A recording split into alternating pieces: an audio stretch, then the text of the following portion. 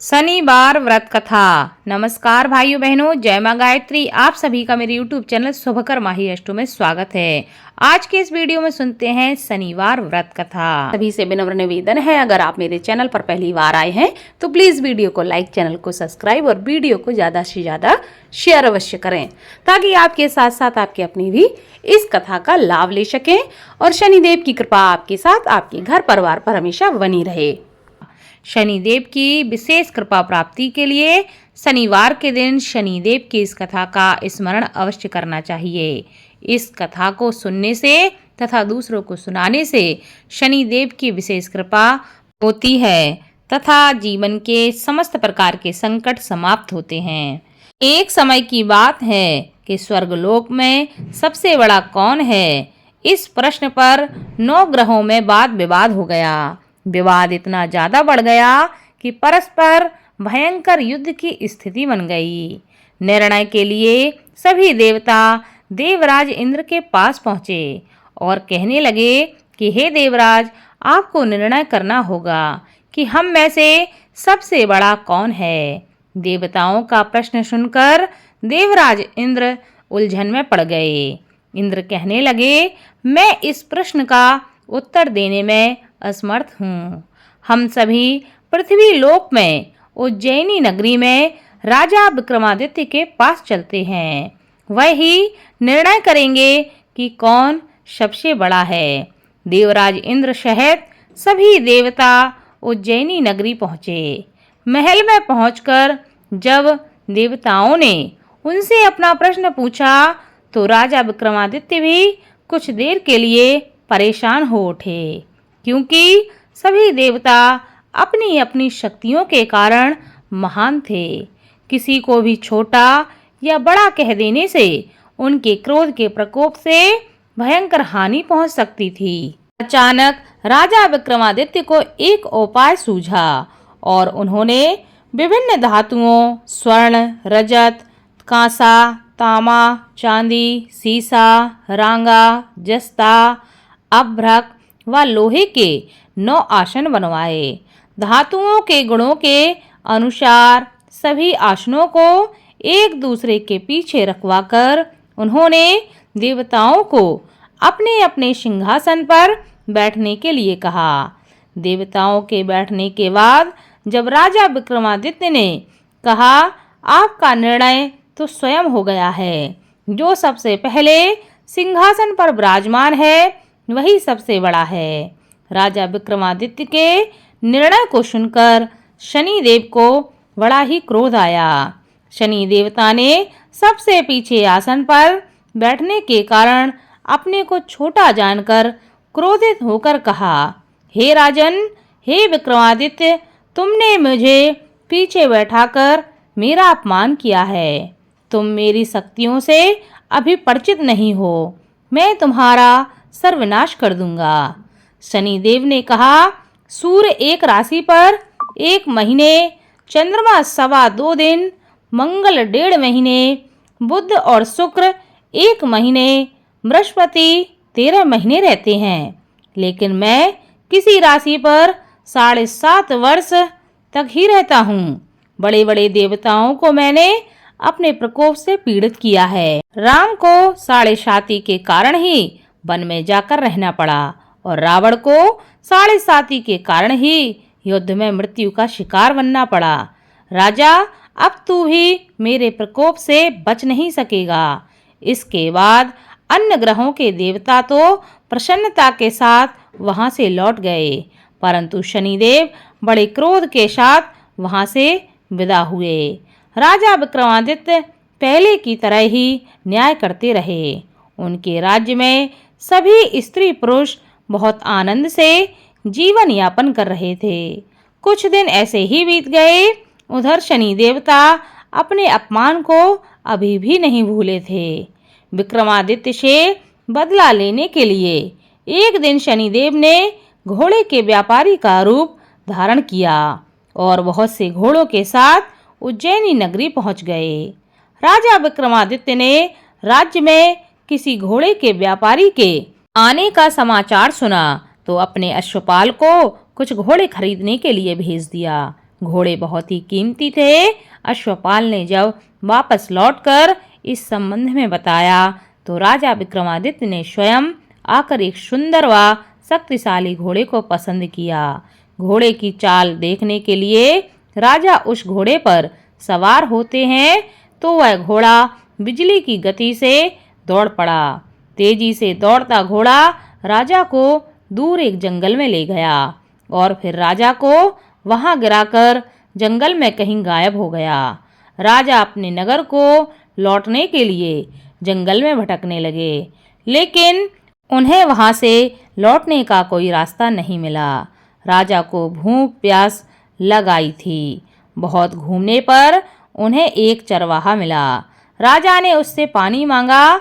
पानी पीकर राजा ने उस चरवाहे को अपनी अंगूठी दे दी। फिर उससे रास्ता पूछकर वह जंगल से निकलकर पास के नगर में पहुंचे। राजा ने एक सेठ की दुकान पर बैठकर कुछ देर आराम किया। उस सेठ ने राजा से बातचीत की तो उसे राजा ने बताया कि मैं उज्जैनी नगरी से आया हूँ। राजा के कुछ देर दुकान पर बैठने से सेठ जी की बहुत बिक्री हुई।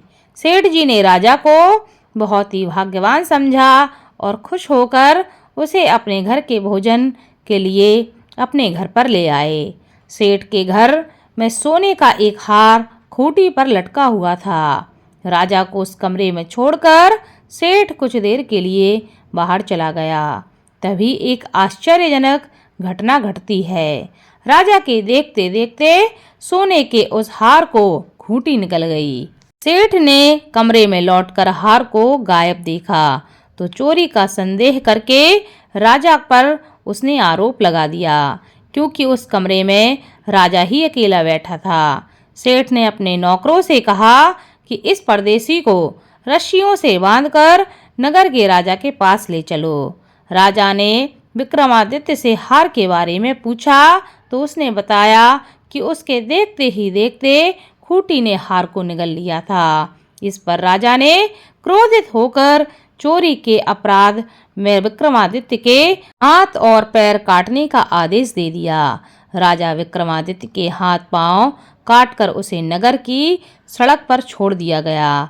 कुछ दिन बाद एक तेली उसे उठाकर अपने घर ले गया और उसे अपने कूल्हे पर बैठा दिया। राजा आवाज देकर बैलों को हाँकता रहा। इस तरह तेली का बैल चलता रहा और राजा को भोजन मिलता रहा। शनि के प्रकोप की 7.5 पूरी होने पर वर्षा ऋतु प्रारंभ हो गई।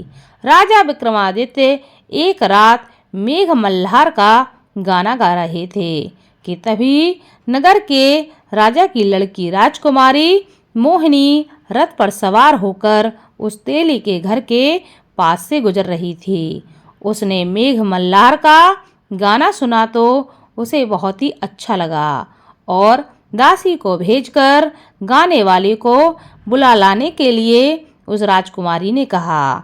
दासी ने लौटकर राजकुमारी को अपंग राजा के बारे में सब कुछ बता दिया। राजकुमारी उसके मेघ मल्हार से बहुत मोहित हो गई थी, अतः उसने सब कुछ जानकर भी अपंग राजा से विवाह करने का निश्चय कर लिया। राजकुमारी ने अपने माता पिता से जब यह बात कही तो वह हैरान रह गए। रानी ने मोहिनी को बहुत समझाया पर उनकी बेटी नहीं मानी। तेरे भाग्य में तो किसी राजा की रानी होना लिखा है, फिर भी तू उस अपंग से विवाह करके अपने पांव पर कुल्हाड़ी क्यों मार रही है। राजकुमारी की माँ ने उसे बहुत समझाया। राजकुमारी ने अपनी जिद नहीं छोड़ी और अपनी जिद पूरी करने के लिए उसने भोजन का त्याग कर दिया और अपने प्राण त्यागने का उसने निश्चय कर लिया। आखिरकार राजा रानी को विवश होकर अपंग विक्रमादित्य से राजकुमारी का विवाह करना पड़ा। विवाह के बाद राजा विक्रमादित्य और राजकुमारी तेली के घर में रहने लगे।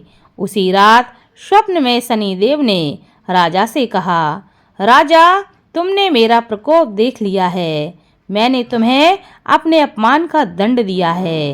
राजा ने शनिदेव से क्षमा करने के लिए कहा और प्रार्थना की कि हे शनिदेव, आपने जितना दुख मुझे दिया है अन्य किसी को ना देना।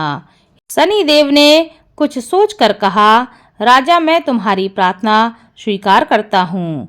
जो कोई स्त्री पुरुष मेरी पूजा करेगा, मेरी कथा का श्रवण करेगा, उस पर मेरा क्रोध कभी नहीं होगा। जो भी शनिवार को व्रत करेगा, मेरी कथा को सुनेगा, दूसरों को सुनाएगा, उस पर मेरी अनुकंपा सदा बनी रहेगी। प्रातःकाल राजा विक्रमादित्य की नींद खुली तो वह देखते हैं कि उनके हाथ पैर वापस आ गए हैं।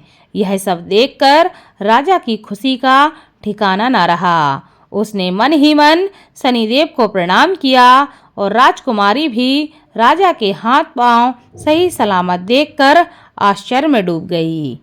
तब राजा विक्रमादित्य ने अपना परिचय देते हुए शनिदेव के प्रकोप की सारी कथा रानी को सुनाई। सेठ को जब इस बात का पता चला तो वह दौड़ता हुआ तेली के घर पहुंचा और राजा के चरणों में गिरकर क्षमा मांगने लगा। राजा ने उसे क्षमा कर दिया क्योंकि यह सब तो शनिदेव के प्रकोप के कारण हुआ था। सेठ राजा को अपने घर ले गया और उसे भोजन कराया। भोजन करते समय वहां एक आश्चर्यजनक घटना घटी। सबके देखते देखते उस खूंटी ने हार को उगल दिया। सेठ जी ने अपनी बेटी का विवाह भी राजा के साथ कर दिया और बहुत सी स्वर्ण आभूषण देकर, धन आदि देकर राजा को वहां से विदा कर दिया। राजा विक्रमादित्य राजकुमारी मोहिनी और सेठ की बेटी के साथ उज्जैनी नगरी वापस पहुंच गए। वहां के नगरवासियों को जैसे ही पता चला कि राजा वापस आ रहे हैं, सबने उनका स्वागत किया। अगले दिन राजा विक्रमादित्य ने पूरे राज्य में घोषणा कराई कि शनिदेव सब देवों में सर्वश्रेष्ठ हैं। प्रत्येक स्त्री पुरुष को शनिवार के दिन उनका व्रत करना चाहिए, उनकी इस कथा को अवश्य सुनना चाहिए। ऐसा करने से उनकी कृपा हमेशा बनी रहती है। राजा विक्रमादित्य की घोषणा से शनिदेव बहुत ही प्रसन्न हुए और शनिवार का व्रत करने और व्रत कथा सुनने के कारण सभी लोगों की मनोकामनाएं शनिदेव पूरी करने लगे। शनिदेव की अनुकंपा से सबके मनोरथ पूर्ण होने लगे। सभी लोग आनंद पूर्वक अपना जीवन यापन करने लगे। बोलो शनिदेव की जय।